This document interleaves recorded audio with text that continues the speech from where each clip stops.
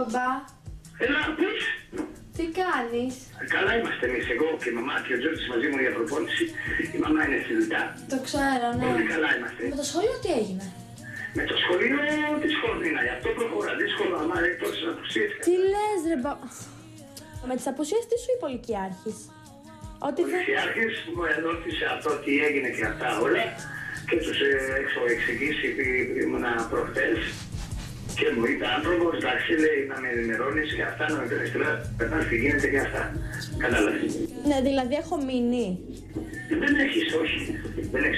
Δεν νομίζω να έχεις. Απλά μου λέει να το ενημερώνω, εντάξει, είναι δύσκολο για τόσο καιρό, κατάλαβες. Ναι, το ξέρω. Πρέπει να τελειώσω το σχολείο και είναι προτεραιότητα να μην χάνω μαθήματα. Μου το είχε πει και η Βίκη, να μην το αφήσω το σχολείο. Τι modeling θα γίνει, θα υπάρξει και όλα αυτά και μπορώ να το κάνω παράλληλα. Εδώ πέρα όμως δεν γίνεται. Θα μου πείτε δεν το έχω σκεφτεί, το έχω σκεφτεί. Ίσως ήταν επιπολαιότητα εκείνο τον ενθουσιασμό στο ότι θα μπω, θα με γνωρίσουν, θα γίνω μοντέλο το ένα το άλλο που μου αρέσει.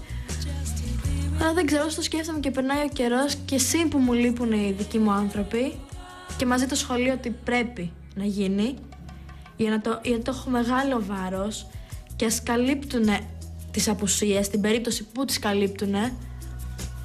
Το έχω πολύ και με στεναχωρεί πάρα πολύ και δεν είμαι καλά για αυτό το θέμα.